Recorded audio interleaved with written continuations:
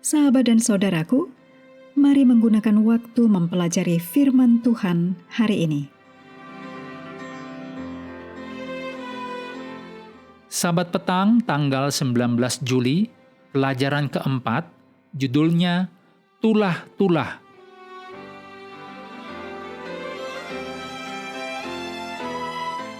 Kita mulai dengan doa singkat yang didasarkan dari Ibrani 4 ayat 7. Pada hari ini, jika kamu mendengar suaranya, janganlah keraskan hatimu. Amin.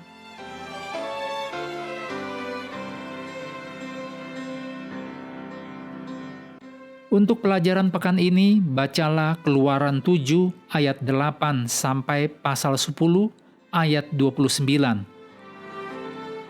Kemudian Bilangan 33 ayat 4, Roma 1 ayat 24 sampai 32, Mazmur 104 ayat 27 dan 28, Yesaya 28 ayat 2, juga ayat 12 sampai 17, dan Yesaya 44 ayat 9, 10, 12 sampai 17.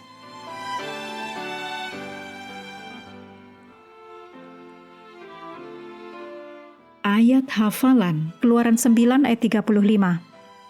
Berkeraslah hati Firaun, sehingga ia tidak membiarkan orang Israel pergi, seperti yang telah difirmankan Tuhan dengan perantaraan Musa. Seorang petani sedang berusaha membuat keledainya bergerak. Namun, binatang itu tidak mau bergerak. Jadi, petani itu mengambil ranting yang tebal dan memukul keledainya. Dia kembali berbicara kepada keledainya, yang kemudian mulai bergerak. Ketika seseorang bertanya kepada petani tersebut mengapa berbicara kepada keledainya itu berhasil, ia menjawab, "Pertama-tama, Anda harus mendapatkan perhatiannya." Terlepas dari isu apapun yang mungkin diangkat mengenai kekejaman terhadap hewan, ada satu hal yang perlu diperhatikan di sini, terutama dalam konteks eksodus bangsa Ibrani dari Mesir. Musa telah diberi perintah untuk berbaris dan pergi ke Firaun dengan membawa firman Tuhan yang terkenal, yaitu Salak et Ami, yang berarti biarkan umatku pergi. Akan tetapi, Firaun tidak mau melepaskan umat Allah.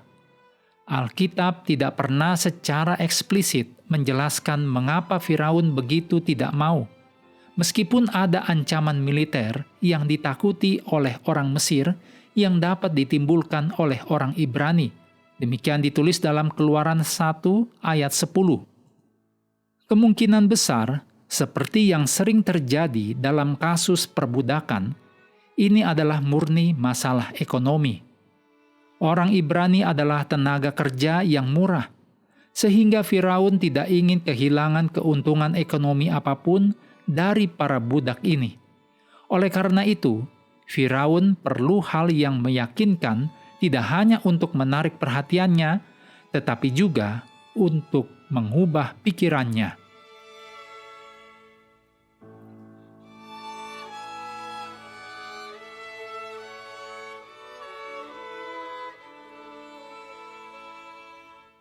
Mengakhiri pelajaran hari ini, sahabat juga perlu melengkapi waktu untuk bersekutu dengan Tuhan setiap hari dengan bacaan Alkitab sedunia. Percayalah kepada nabi-nabinya yang melanjutkan dari Imamat pasal 4. Tuhan memberkati kita semua.